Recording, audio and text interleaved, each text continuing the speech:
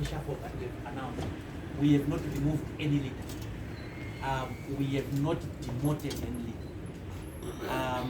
And the leaders still remain within the standing committee, and they are actually allowed to contest any position within for any position at Congress.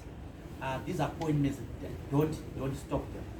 We are reassigning people as a result of the need that we feel at this point in time. These leaders, as I said, are going to be preparing for a credible Congress, logistically preparing for a credible Congress. And you need to strengthen the Secretary General's department in that regard, so that you have a logistically sound Congress.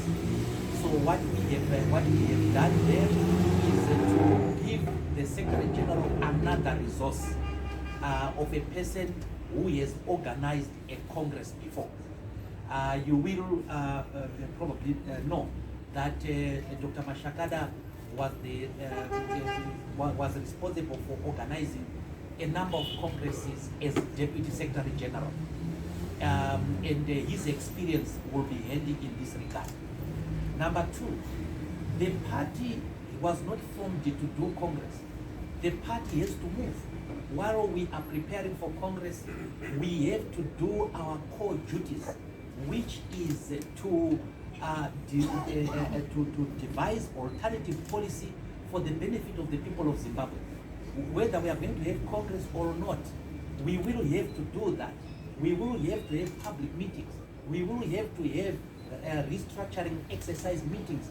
We will have to have rallies. We will have to have demonstrations should need be. And this we don't freeze the party as we go to Congress. The party has to move. And why these men and women, this reshuffle answers to certain critical shortcomings that we have had as a party.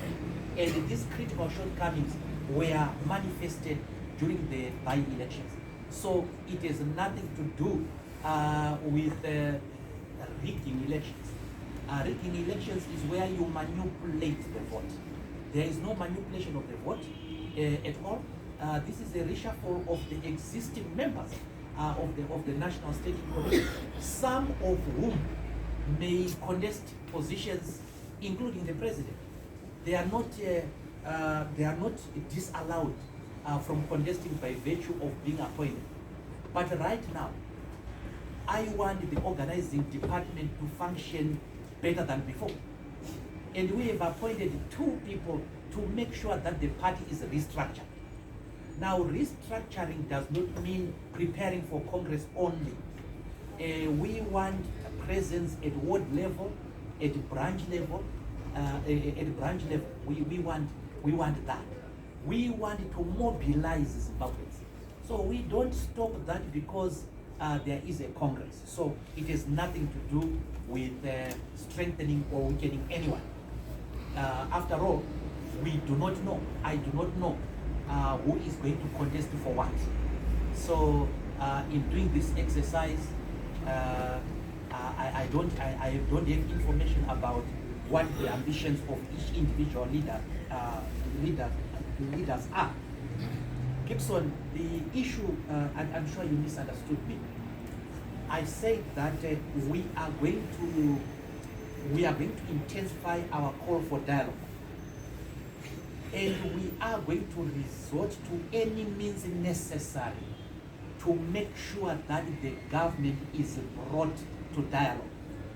We are saying this because the government has been slow in engaging us in dialogue. And we have seen the results of that inertia on the part of government. The economic life of the Zimbabwean has gone down, has gone for the worse. The currency volatility is worse. The government doesn't seem to be in control. The economic situation of our country is dire. And we have to make sure that the government is made sensitive to the need to deal with this. The shadow cabinet, yes, we have a shadow Minister of Finance and Economic Development, that's Dr. Takua Mashakada. Unfortunately, he's not here to answer the economic question that you have asked. But there are a number of interventions that must be done to make this economy better. One is to reduce the country risk factor. And this is done by making sure that the government sticks to policy and that the investment of those people who want to bring their money is safe. That's one thing. The second thing is to make sure that the government deals with exchange control issues. You know, the inflation right now is being fueled because Zimbabwe is operating about 4 exchange rates that it has. You have the parallel rate, you have the auction rate, you have the retail rate, etc. So we would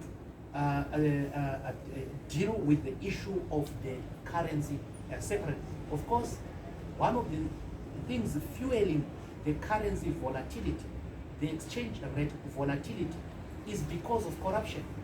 And this corruption is by the people who are privileged already, people who are abusing their access to credit, their unfair access to credit, to further impoverish this country.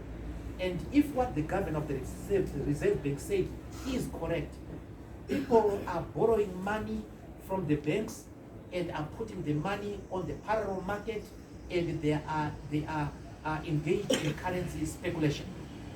Now, these are high-ranking people. These are people that the government knows about. And the government has always said, we will shame them, we will shame them, we will shame them. But the government is not shaming them. We are not interested in these people being shamed. We are interested in these people being arrested because they are economic criminals. They are economic saboteurs. So we will deal with the issues of inflation. But of course, Dr. Mashakada will give you a detailed interview about what needs to be done. Wisdom, you asked that inflation is now a worldwide phenomenon. So why blame the Zimbabwean government only? It's a very fair question, Wisdom. Yes, there are inflation drivers that the government cannot control.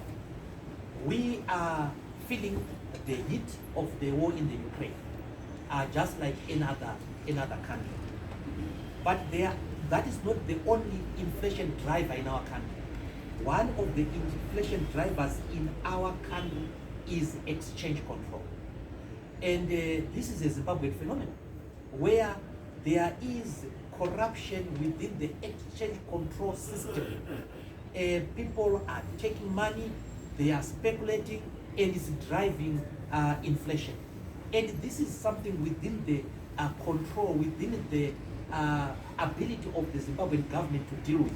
So yes, there are worldwide factors, external factors, exogenous factors, but there are endogenous factors as well, which is our inability to deal with the economic criminals who are exploiting the exchange control and in the process driving inflation.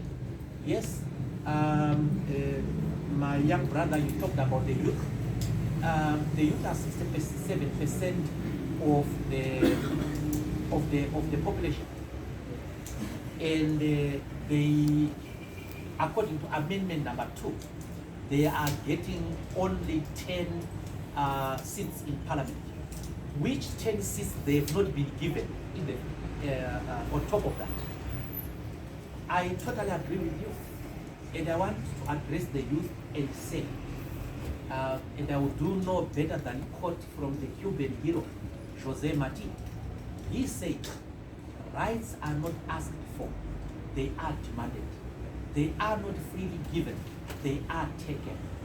So my youth in Zimbabwe, musamirira kukokwa kumichato wenyu. It is something that the youth of Zimbabwe must demand, and the youth of Zimbabwe, if it wants, will have. But what we have been able to do as a parliament is to give them an incremental gain. From 0, we are now at 10 seats. And it's up to the youth to motivate for better representation. Sekuru Nyangani,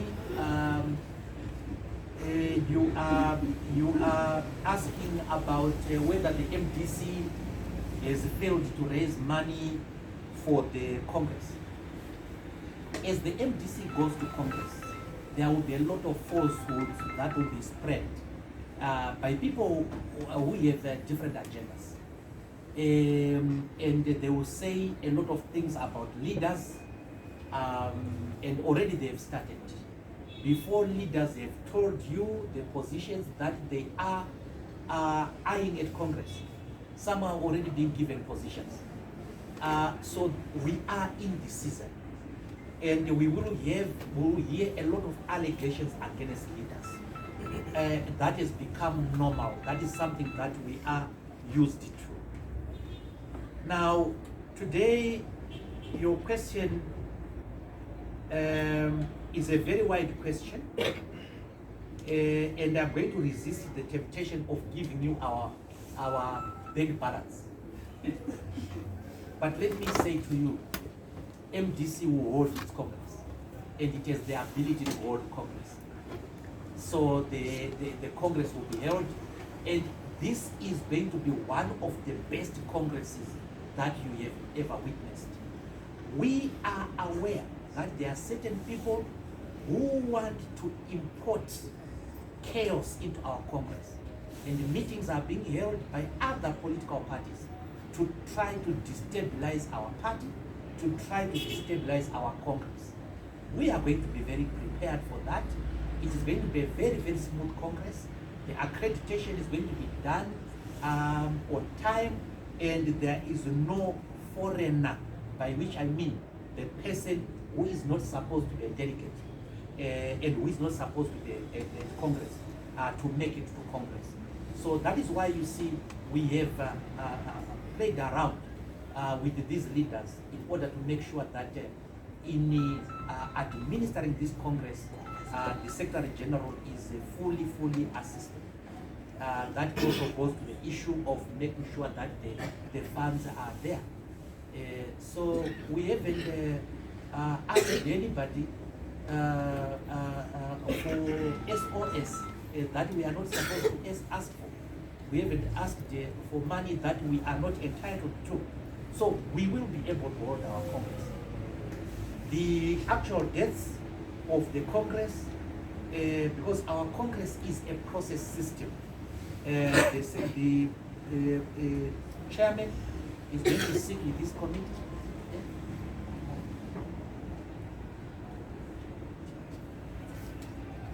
Oh yes, actually the chairperson is telling me that they've actually done the meeting of the election directorate, and they will be reporting to the standing committee regarding the timing of the Congress.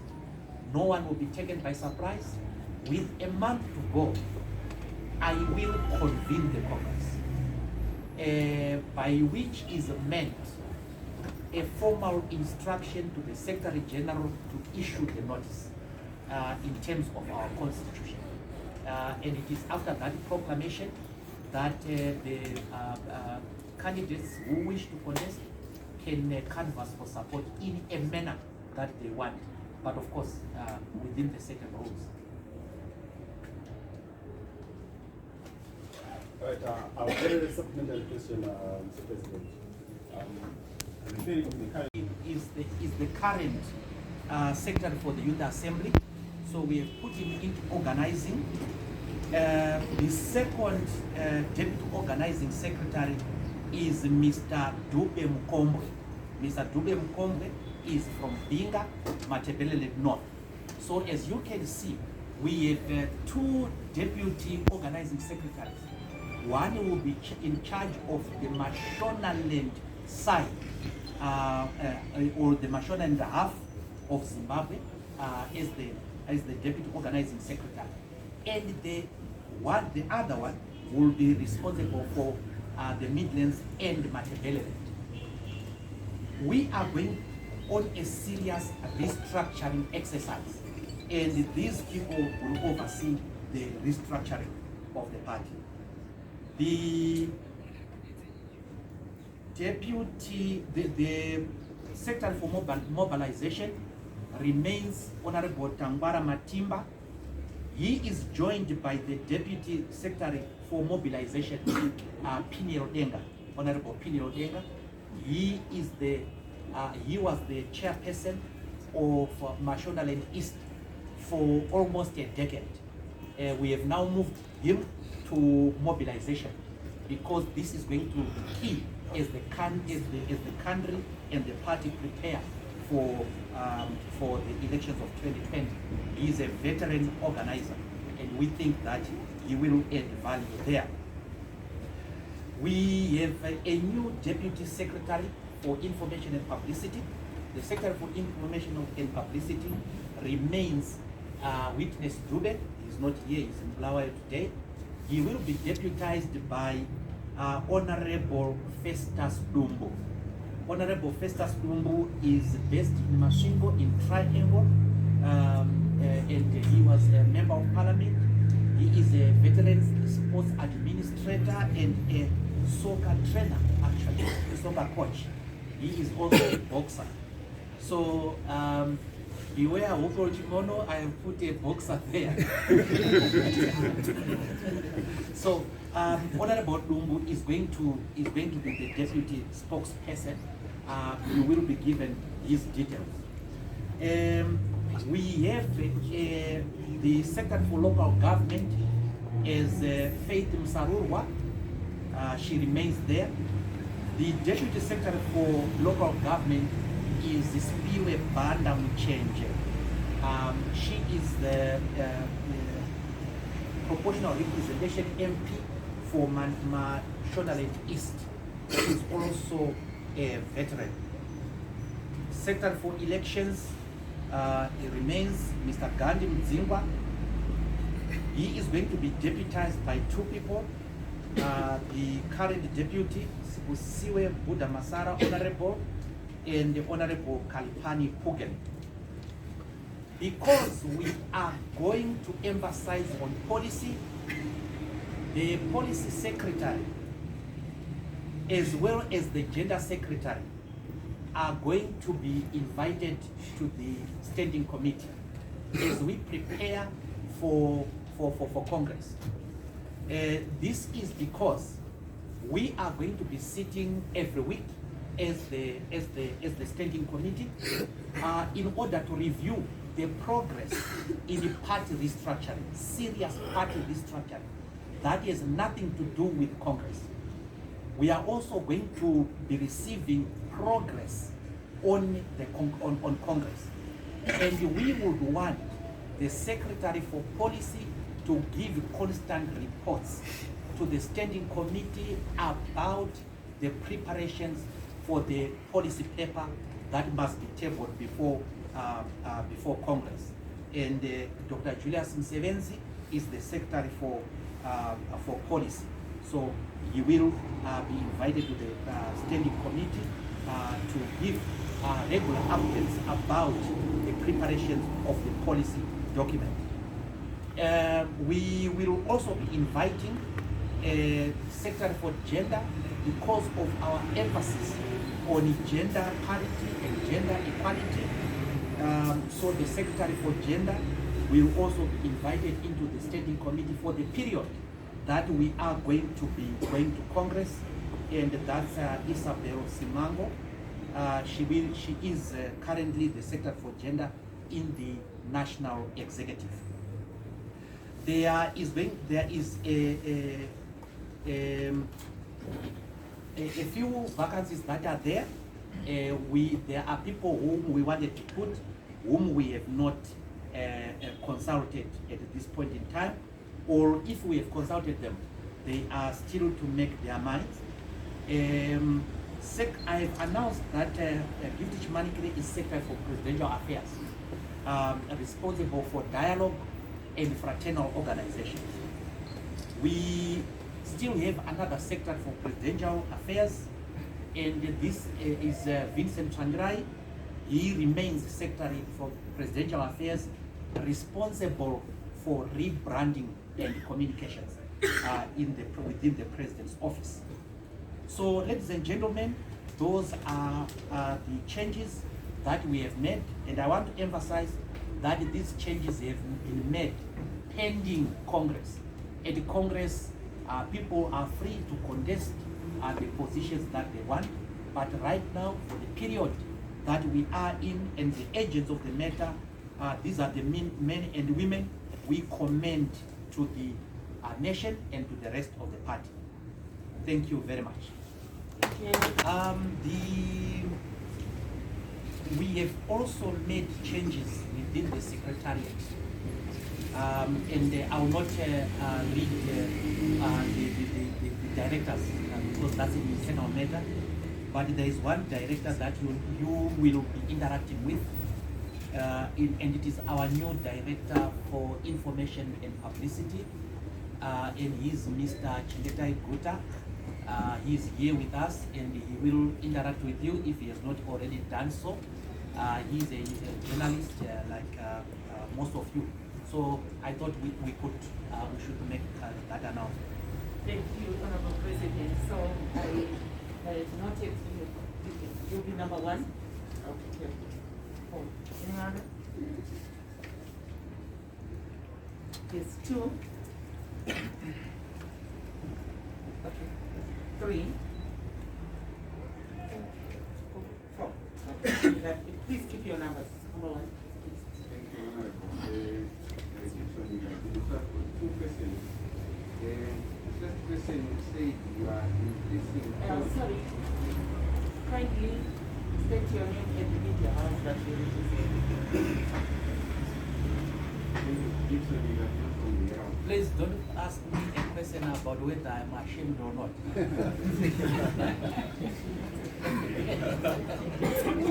Where's my friend? Where's that gentleman? Okay, thank you. Sorry, Gibson. So I've got two questions. It says that you are increasing calls for dialogue, and I thought you said we will use other means to make sure problems are dialogue. So I wanted to find out which other means are you trying to extract dialogue from working. And then the second question is, at one point you announced you shut the cabinet. So I wanted to find out the equivalent of the Minister of Finance and Economic Development. What would you have done better to ensure that Zimbabwe's economy is better according to probably some of the pronouncements? So what would you think the equivalent would say, or what policy measures do you have as a party that are there to counter the economic challenge? My number two. But my name is Shomo, two times. I've got several questions, but I'll start with three. Firstly, am I forgiven? Can you limit them to two? Difficult, but I'll try. All right. Firstly, on the issue of appointments, you are on your way to Congress in about a month's time. So, what's the wisdom behind in your appointments when you are already going to elect to is that not an attempt, respectfully, of giving a predetermined outcome, or put it simply, that a form of election rigging where you put people and then possibly may be elected to continue position in your case? And then number two, you spoke about the economic upheaval currently being handled by governing economy. But we may note that in America right now, inflation has gone up to 8.2%, up from 3% last year. And prices have gone up 30%, and this is cascaded down to us since we use the US dollar. So do you think the government is responsible for the current crisis, and how would you address that? My number three is something. Privilege for the newspaper. My question is on youth vote. So, given that youth in Zimbabwe constitute about 67.7% of the 15 million, and we're talking about 10